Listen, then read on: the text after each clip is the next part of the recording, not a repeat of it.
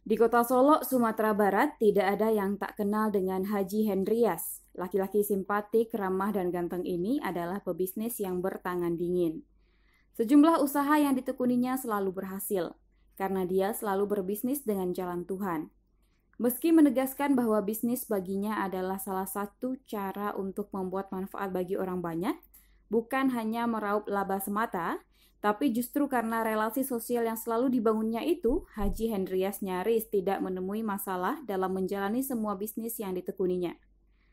Relasi sosial, jalinan pertemanan, dan persahabatan itulah rupanya yang menginspirasi Haji Hendrias untuk masuk ke dunia restoran, yakni memberi ruang bagi masyarakat untuk membangun relasi sambil menikmati aneka menu di restoran itu. Maka nama De Relation diabadikannya sebagai nama restoran yang dirintisnya sejak tahun 2015. Hanya butuh persiapan selama 3 bulan, restoran berkonsep homey dan instagramable ini menjadi salah satu tujuan wisata kuliner di kota Solo. Pemirsa Minang Satu, berikut adalah wawancara Minang Satu dengan pengusaha yang mengaku mendirikan restoran itu untuk ikut membangun kota Solo, kota kelahirannya. Inilah kisah inspiratif Haji Hendrias membangun Solo dengan The Relation.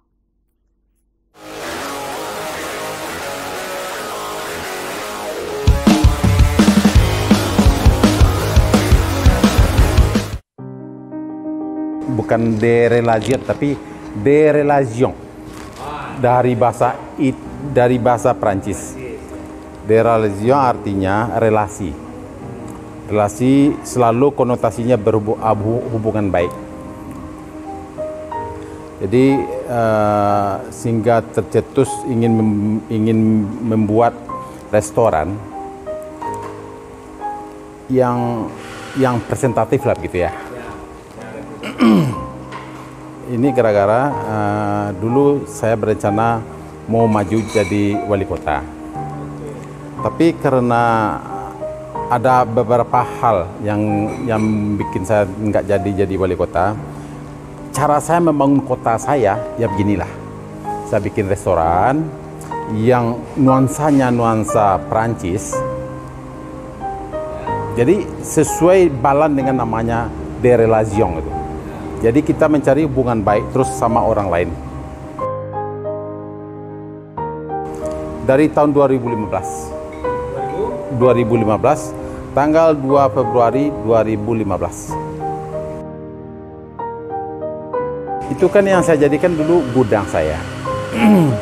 Karena dulu pernah ke Eropa. Nah, konsep di Eropa tinggal di kepala saya. Jadi karena komputer sudah nggak booming lagi, saya jadikan itu restoran. Dan saya yang desain sendiri selama 3 bulan persiapannya, alhamdulillah kelar. Kalau pertama karyawan dulu sampai 32 orang, sampai 40 orang. Tapi makin ke sini, apalagi gara-gara pandemi, ya makin berkurang. Bukan dikurangi, tapi memang berkurang. Mereka sendiri yang mundurkan diri gitu. Kita tidak pernah memecat atau memberhentikan karyawan. Konsep kita bikin restoran, pertama memang konsepnya betul-betul higienis. Dan kita sangat ketat masalah protokol kesehatan. Kalau ada segelintir orang yang nggak suka kita begitukan loh. Tapi ada malahan yang bikin restoran kita makin maju karena di sini betul-betul ketat. Kalau misalnya kita termogan seseorang panasnya 39 dan udah kuning, kita suruh duduk dulu. Kalau seperempat jam juga nggak turun, dengan penuh rasa berhati kita pulangkan. Biasa kapasitas duduk kita sampai 500 orang di seluruh lini, sekitar 500 orang. Sekarang kita terima cuma 150, 200 paling banyak. Jadi begini, kebetulan anak-anak saya semua dokter. Biasa biasanya dokter ini agak jutek loh. Jadi mereka menganggap mereka paling pintar. Sehingga pelayanan terhadap orang butuh pelayanan, butuh butuh pelayanan yang bagus lah.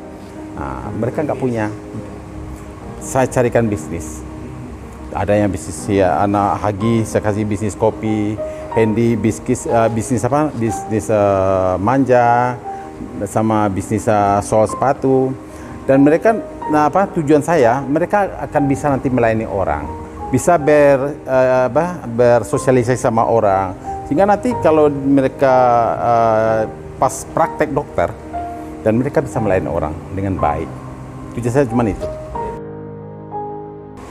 Jauh sekali beda loh, ada dampaknya, sangat berdampak sekali. Oh aduh, namanya dokter ya. Kita buka kalau di Religion buka jam 10. Kecuali ada acara. Dan mereka kita suruh masuk jam 8.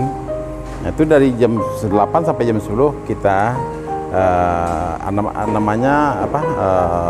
ada insentifnya. Nah, terus lemburnya. Biasa kita masuk jam 10, pulang jam 9 malam.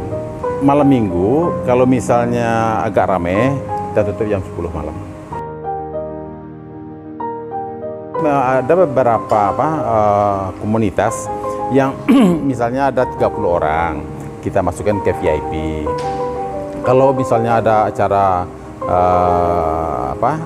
Pemda atau KPU atau Bawaslu yang mereka rata-rata di atas 50 semua, kita naikkan di aula kita.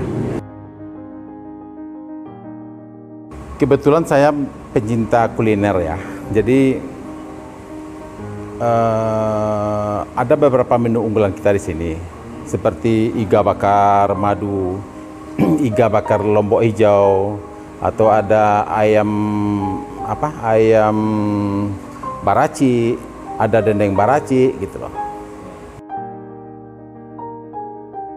Biasa dulu kita datangkan chef dari Jawa, tapi saya pikir begini, kalau dari Jawa terus, kapan sih saatnya kita mengambil anak-anak muda kita, putra-putra daerah kita yang sekolah tata boga ada, perhotelan ada, semua ada di sini. Kenapa kita nggak merekrut mereka? Sekarang mereka rekrut semua, kita ajar masak yang benar. Saya rasa nggak ada tantangan loh. Nggak, malam begini, dengan adanya di Religion, sekarang restoran di Solo makin bangkit, banyak kafe-kafe yang bermunculan. Alhamdulillah. Jadi kita sebagai motivator lah bagi mereka-mereka. Jadi kuliner sekarang bangkit semua loh di Solo. Itu sangat menyenangkan saya. Memang tujuan saya begitu. Artinya di awal mau jadi wali kota karena alasan ada di. Iya. Kemudian modal itu dialihkan untuk bikin restoran. Bisa jadi. Nah, dalam rangka membangun kota, nah, ternyata sudah ada dampaknya. Iya. Nah, buktinya sekarang kan Di mana? itu sudah Iya. jam 12 masih Masih hidup gitu. Biasanya Jam 10, jam 9 udah kayak kota mati. Ya, ya. Nah, itu salah satu dampaknya. Itu salah satu dampaknya. Berarti kalaupun ada tumbuh, maka kita sebagai di bisnis yang sama juga dapat. No problem, nggak masalah. Malah jadi kebahagiaan tersendiri loh. Ya, nah, Tumbuh, ya.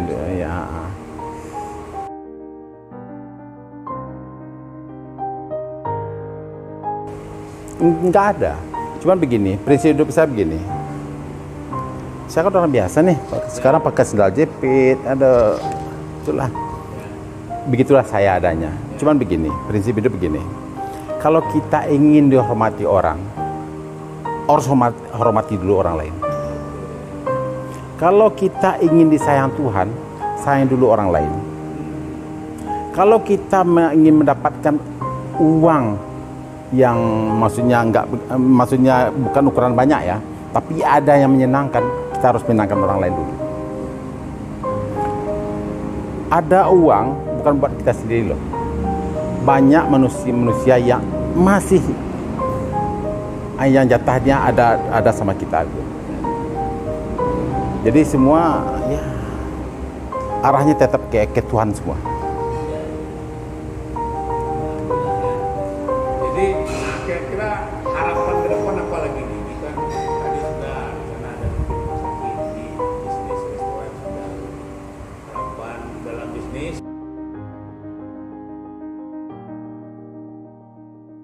Tapi kalau program selanjutnya mungkin nanti, karena saya udah capek Pak. Jadi anak-anak lah sekarang yang mulai saya terapkan.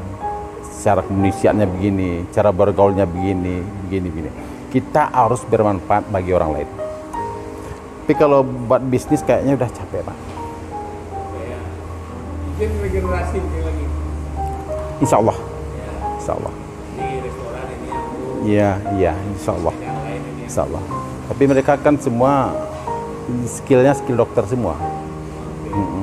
Itulah salah satu lahan nanti. Mudah-mudahan tahun depan udah jalan. Kita udah siapkan nanti mobil jalan ke kampung-kampung. Nah, misalnya orang nggak mampu, misal berobat, kita langsung obat di sana. Kita eksekusi langsung di sana. Nanti kalau misal udah sehat, udah nanti bisa nyambung ke sana tempat berobat. Semua kita gratiskan. Sekarang sudah bangun klinik. Sudah lantai 2, insya Allah di 6 suku. Insya Allah nanti bulan-bulan Maret atau pokoknya tahun depan insya Allah kita udah siapkan. Insya Allah.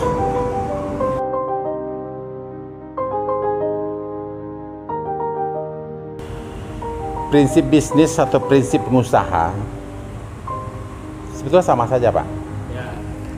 Kita berbisnis lah, tapi pembisnis yang baik lah. Kita sebagai pengusaha, tapi pengusaha yang baik lah. Yang tidak boleh tidak harus ada punya sifat bisnis dan tidak harus punya sifat pengusaha. Sifat pengusaha sama sifat bisnis hampir sama. Kalau ada di seseorang sifat bisnis atau sifat pengusaha, pasti orangnya mementingkan diri sendiri. Oke. Jadi kalau sifat pengusaha ditanamkan diri kita hidup Dan egois ya. egois. Hanya kita mikirkan untungnya gimana, untungnya berapa banyak, kan buat kita semua. Sementara ada orang yang butuh pertolongan kita, dia nggak mau beli ini, nggak ada uang terus. Nah berarti prinsip bisnis udah beda berarti ya. Harus beda. Ya. Saya pebisnis, tapi nggak ada jiwa bisnis sedikit pun. Usaha tapi tidak ada. Tidak ada jiwa pengusaha. Jiwa pengusaha itu selalu mementingkan dirinya sendiri. Terlalu pelit terhadap orang lain. Apa gunanya harta banyak? Kenapa? Apa gunanya harta banyak? Apa gunanya uang banyak tapi tidak berimbas sama orang lain? Ada manfaatnya. Tidak ada manfaat. Itu yang membedakan ya. Itu yang jelas membedakan saya sama orang lain.